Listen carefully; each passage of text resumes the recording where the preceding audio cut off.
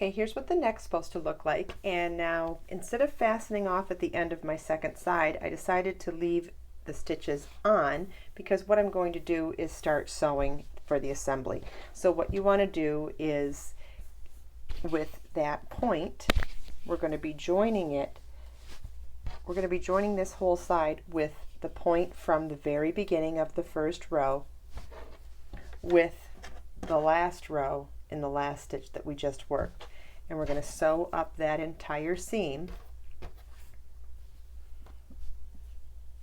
working in the ends of these rows, and leave this middle 9 inches left open, and that will be our armhole opening.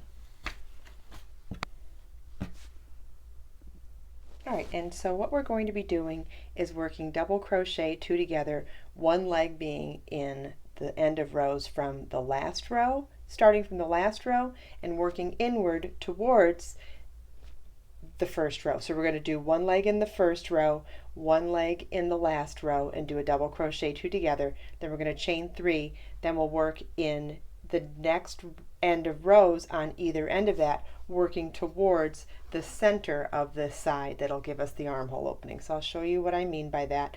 The first leg has to be a chain 2 on this side, and then a double crochet in the end of row starting from the bottom, and then we'll chain 3. Okay, and then we're going to work a double crochet 2 together, working in the next end of rows, one row down from the top.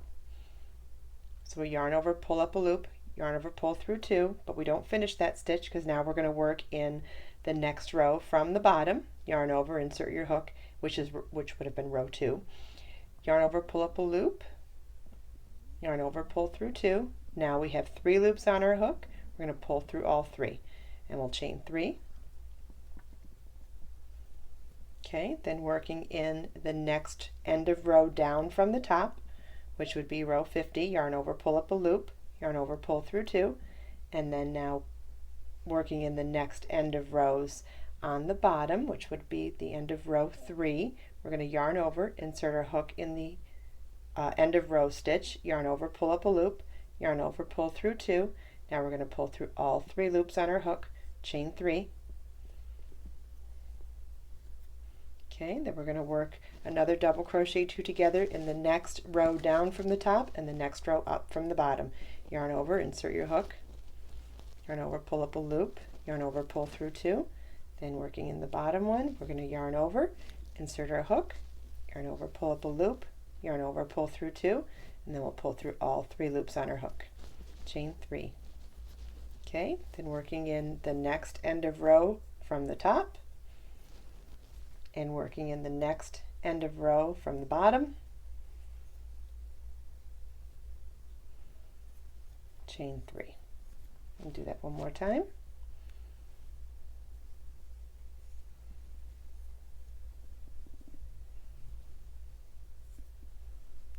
And if you're like me and prefer to crochet things together instead of sewing them together, this is a great technique to use for any type of a project where you're trying to join seams of 2 separate pieces together. Okay, so you just want to keep doing this until we have our 9-inch opening, and I'll show you what that looks like before I fasten off. Okay, I've seamed up the one side of our shrug now. You can see what that looks like by doing the double crochet 2 together, chain 3. Isn't that beautiful? It kind of matches the pattern even. And now instead of fastening off, I'm going to show you how to do the armhole edging while we still have a live yarn. And that's going to be to chain 6, which counts as a double crochet. Actually, from here, you would do a chain 6 if you were starting from scratch, but because we just ended with a double crochet 2 together, we've already done our chain 3 portion of the chain 6, which is the double crochet height. So now what we're going to do is just chain 3 and double crochet in the next end of row. So basically what we were doing for the edging, but without having to join. So we did double crochet 2 together to do 2 sides, but we only have 1 to do now, so it's going to be a chain 3 double crochet in each end of row until we reach all the way around the armhole opening.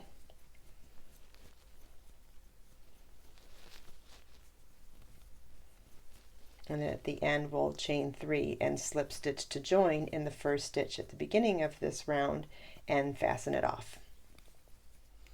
We finished with our last chain 3 and we're going to slip stitch to the first stitch at the beginning of the round to join. Fasten off, and then we'll repeat this whole thing for the second side of the shrug. Okay, now to just show you for reference, remember this was the top of our triangular shawl with our 2 angled points, which makes our neck hole opening for the center back of the shrug.